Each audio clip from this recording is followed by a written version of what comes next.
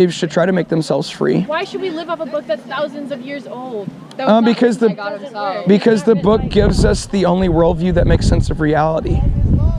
What about, if you don't have on your own morals and you realize what's, you don't push it on other people, you can believe what you want. See, if you need the punishment of eternal burning and hell to be a good person, then you're probably not a good person. That's your religion. Well, how do you know what's good or what's not good? I know because I know that number one, okay, let's talk about murder. You know, murder. I know that taking away somebody's life that's not mine is wrong. Why? Why is that wrong? Because then they do not have the right to live anymore, and everybody has the right to live. Well, some people think that other people don't have the right to live. That's just your opinion that they have the right to live. Do they actually have the right to live, or is it just your arbitrary opinion? No, they have the right to live as a general universal standard, and also people are equal. Where did you learn that universal standard? That seems to be your opinion, because there's other humans that disagree with your opinion, right? Right. And so they think people don't, they think, hey, Jews don't have the right to live. We can mass murder millions of them, like Hitler, you know? And there's people who think that babies in the womb don't have the right to live. We can mass murder millions of them. So they have their opinion, you have your opinion. How do you know who's right and who's wrong? How can you judge? They'll say that theirs is the right and that theirs is what should be followed, right? But the general consensus is that murder is wrong, so we should follow the general consensus. Well, no, the general consensus actually across the world seems to be that it's perfectly justice too. You shouldn't be allowed to murder your own child. A lot of people in the world believe that it's appropriate to murder preborn children, and it's okay in certain circumstances. So that's an example of where, like, something just doesn't become right just because a lot of people believe it. Like, in the colonial America, a lot of people in America believed that it was appropriate to treat black people like animals, right? Did it make it right because a lot of people believed it? Because it was the general consensus? Right, because slavery is okay, right? What? Your God says it's okay. Well, no, chattel slavery isn't okay. Oh, so God doesn't say that chattel slavery is. Pick and choose slavery. Well, no, it's what God says. It's about what God says. That the man who steals a man shall be put to death. Right, the Bible says that kidnapping. Slavery used the Bible to demand the abolition of slavery because it was offensive to the God of the Bible. Right. Then why did you say that it was okay for slavery in some circumstances? Well, I'm saying that in the Old Testament it does say that it is okay for certain forms of slavery, but that's not chattel slavery. That's not the American slavery that was going on. So that's why that American slavery is evil.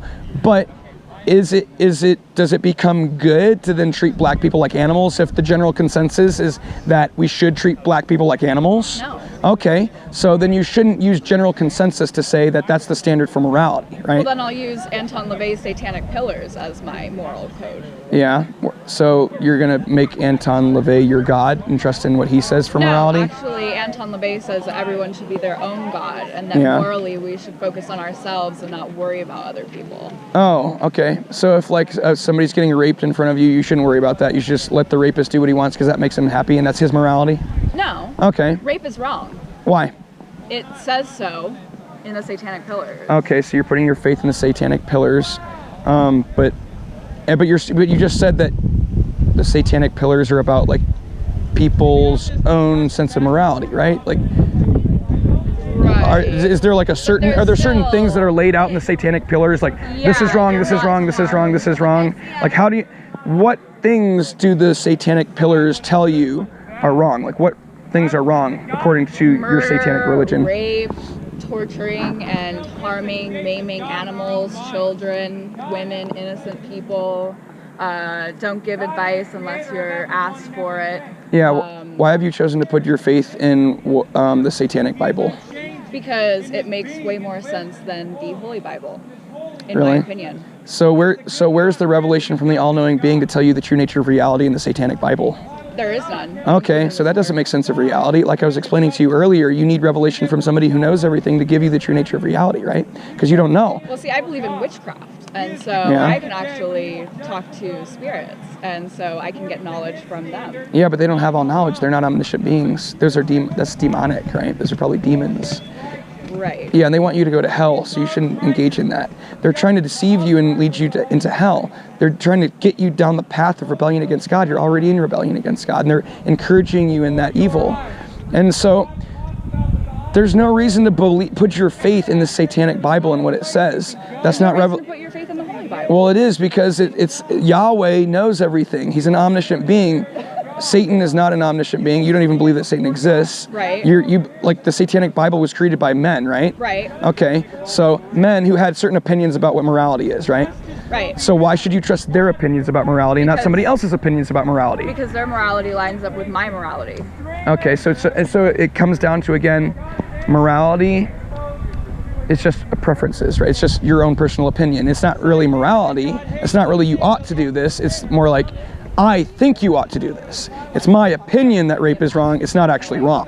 That's basically what you're saying, right? Yeah, rape is wrong. So it's not objectively wrong. It's not always wrong to rape people. It's only wrong when you think it's wrong. Because for other people, they think it's right. They think it's good to rape people. Right, but they would be wrong in that case. In your opinion. They wouldn't. There's a baseline that they you wouldn't, should not do unto others what you would not want them to do to you. But that's your opinion. That's your opinion. But they have a different opinion. So all you're doing is just stating your opinion, and you're just stating, I don't like this, and you have to acknowledge that they do like that. And it's not really morality. Morality is this ought to happen. You know, you can never rape somebody, and that's always wrong for everybody in every place to rape somebody. And you don't have any weight behind your statement that, hey, you shouldn't rape that person, because all you're doing when you say that is, it's my opinion that that's bad. Oh, okay, who cares? Like, in my worldview, when I say you can't rape that person, I'm saying God hates that, because that's the destruction, that's the violation of the image of God. People are created in the image of God. Are you doing all right?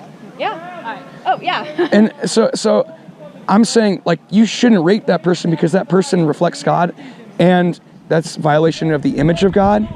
And God hates that, and God will judge you for that one day. You will be thrown into hell for that if you don't repent one day. So God's opinion is the one opinion that applies to everybody. That's the objective standard by which you can say this is right and that's wrong. But when in your worldview, all you're saying is, it's my preference that you don't rape people. You can't actually say, hey, that's wrong, you shouldn't do that. Well, you can say that, but you don't have much weight behind what you're saying. You're just saying, hey, I don't like that. Okay, who cares? They do like it. But you don't believe that rape is wrong for the wrong reason, or for the right reasons. You believe that rape is wrong because it's defiling God, when you should believe that rape is wrong because it's defiling another person. Well, I do believe that it is wrong. It is wrong because it is violating another person, and it's wrong to violate another person because the person is created in the image of God. If people are not created in the image of God, then rape is not wrong. How do you know that we're created in the image of God? Well, I mean, I guess sexual activity that's not sexual activity in a marriage relationship would be wrong with, like, an animal, you know, like. So, I mean, I'm saying when you're violating the body of like an animal, that's not wrong because the animal isn't created in the image of God. So you're saying bestiality is okay? No, I'm saying it's not. I just told you that sexual activity outside of the marriage relationship is wrong. So a marriage relationship would be defined as a man and a woman. Thank you. Thank you. That's our body. It is. This is another human being. Huh? Are you hanging out here? I'm just. Oh. Don't. Love it.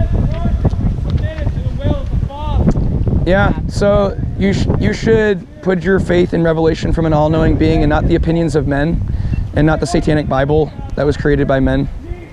I mean, the Bible, the Holy Bible, was created by men. Who were inspired by God. So they wrote down what God wanted them to write down. Maybe the Satanic Bible was inspired by Satan. Well, you don't believe that Satan exists, right? I don't. Okay, yeah. And Satan isn't omniscient, so he can't give you the true nature of reality. He's also the father of lies, and he lies to people. God doesn't lie, so I'm putting my faith in a being who doesn't lie and who knows everything. That's what you should put your faith in, Yahweh. He's the only being who knows everything, who doesn't lie. Wow. Yeah. Yeah, knowledge is justified true belief. You need to be justified in believing things to be true about reality. And you're not justified in an evolutionary worldview. I am, because we've discovered that over the course of evolution, stages of these fossils have grown and expanded. Our brains have changed. Well, again, you can't know that those fossils actually exist in reality because your consciousness could be deceiving you, right? You could have evolved a consciousness that deceives you. it's a general consensus that among all human beings that we can see fossils and we can touch fossils and that they're here and that we have evolved from fossils. Well, it's the perception of your consciousness that it's a general consensus among human beings, but you can't actually prove that other human beings exist if your consciousness is deceiving you. If you can't trust your consciousness, you can't prove that other human beings exist. And how do you know the Holy Bible exists? Because if it didn't exist, I wouldn't have revelation from God, and the biblical worldview wouldn't be true, and I wouldn't be able to know anything. Knowledge wouldn't exist. Knowledge requires revelation from an all-knowing being. I do know things because God created my mind, and He created the Bible. He created mine too. Reality, and He gave me the ability to know things. Yes, He did. He did.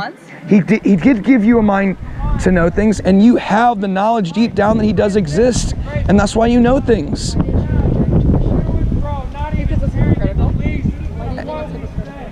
Because I've noticed that a lot of Christians tend to say, you know, for example, love thy neighbor, and that we should love each other equally, and that, you know, in the same sentence they can say that slavery is right, and that homosexuality is wrong, and that gays should be stoned to death.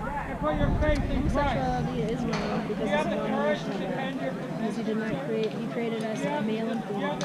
But let's go back to the hypocritical stuff. Like, so don't reject Christ because of Christ's, like, the bad followers of Christ. Okay? So we agree that the church needs to repent. The church has been hypocritical. The church needs to repent. Okay. And if you go to Revelation and read just the first 4 chapters, the first 4 chapters, it talks about the 7 churches, right? You read the description of those churches, they're not that great, right? There's one church, the Church of Brotherly Love, and it's small. Right. So you probably already know that. So make sure that you're choosing your faith and you're holding on to something that's real, right? Not just, don't reject something because you see somebody who's following it, and like if Matt over here, he's sharing the same faith as me, and he does something I disagree with, I'm just gonna completely abandon Christ because of this. What if it's something your God does that you disagree with, like sacrificing animals? Well, you're judging God. Who are you to judge God? Like, I'm judging God because He's said that we should kill animals. And yeah, He did tell people to kill animals, and it's perfectly fine to kill animals. There's no reason for you to believe that it's wrong to kill animals. But they're sentient beings. And why is it wrong to kill a sentient being? Why? Because it feels pain. And why is pain? Why is pain wrong in your worldview? Torturing another animal. Yeah. Well, they don't have a nervous system at this stage. Oh my gosh. And what? But no. Why is pain wrong?